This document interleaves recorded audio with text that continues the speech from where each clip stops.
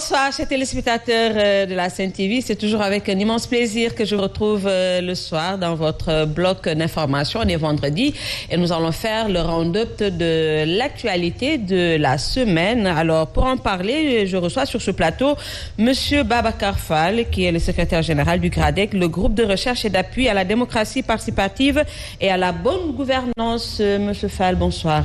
Bonsoir Evelyne, bonsoir Abdoulaye, bonsoir Monsieur Thiam. Vraiment heureux de retrouver le plateau de Sen TV.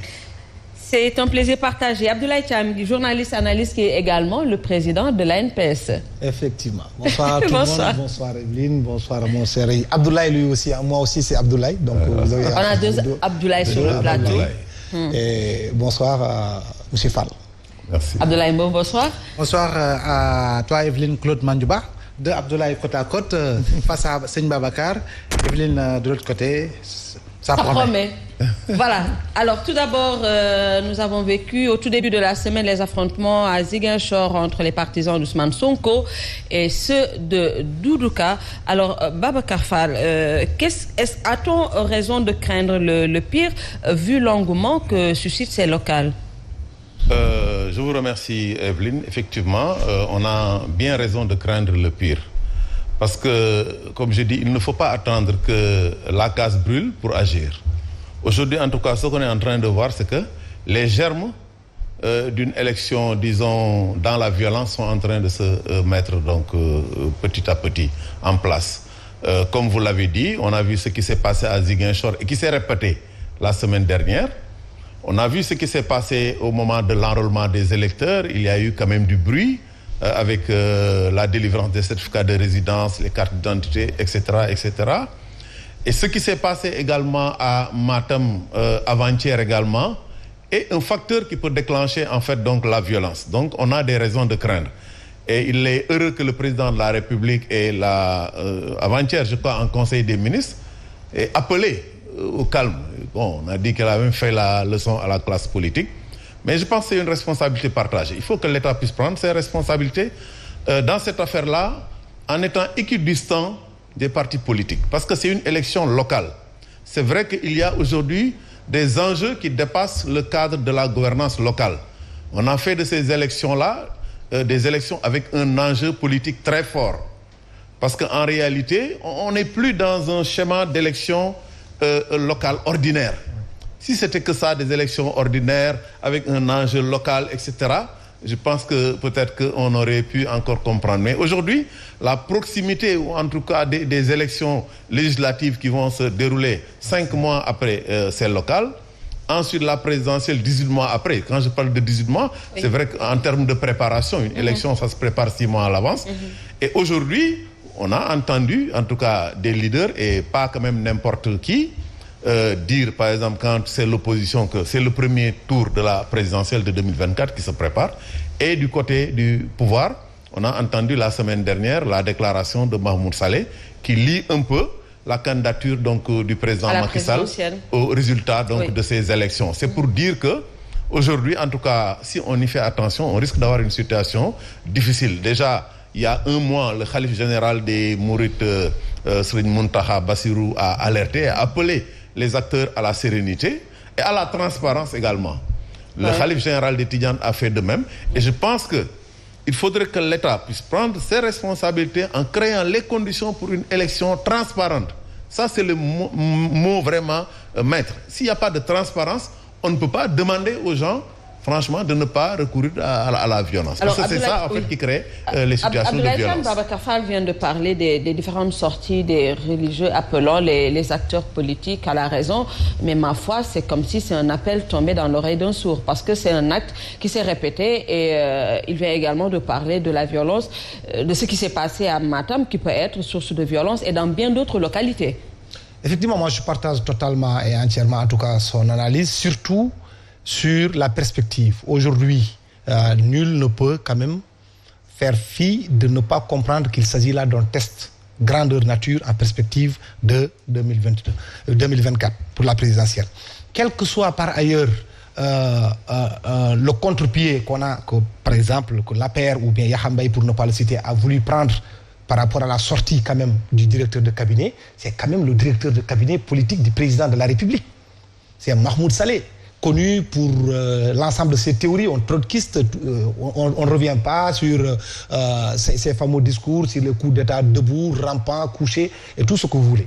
D'abord, la violence, elle est verbale, parce que le fait de le dire, que c'est constitué un test, alors qu'on n'a même pas réglé encore la problématique de la possibilité de représenter du président de la République, et qui se permet lui-même de lancer cet appel-là à Hambourg, c'est une façon d'exacerber davantage la violence. Maintenant, moi, ce que je déplore, c'est que dans les années 80, 90, on pouvait comprendre qu'il y ait une violence physique.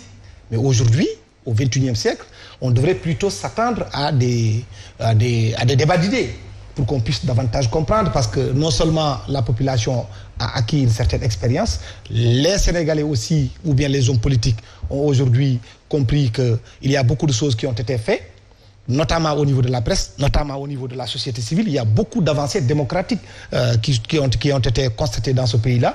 Et c'est vraiment dommage qu'on puisse constater ce qui s'est passé à Ziguinchor entre les partisans de Doudou Ka et ceux de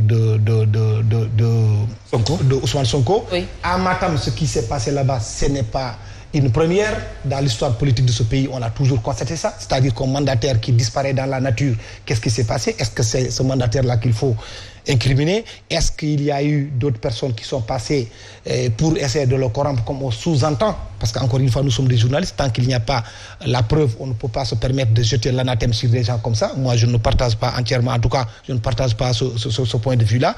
Mais ce n'est pas que l'apanage de Matam. Hambourg, en parlant de Gumsebop, Hambourg, c'est exactement ce qui s'est passé. Maintenant, au-delà de tout ça aussi, l'autre analyse que l'on fait, c'est qu'on devrait comprendre. Je l'ai dit aujourd'hui, on pensait la classe politique a atteint une certaine maturité, mais qu'on se rend compte que ce n'est pas vrai. Que nenni, parce qu'il y a eu tellement de forclusions.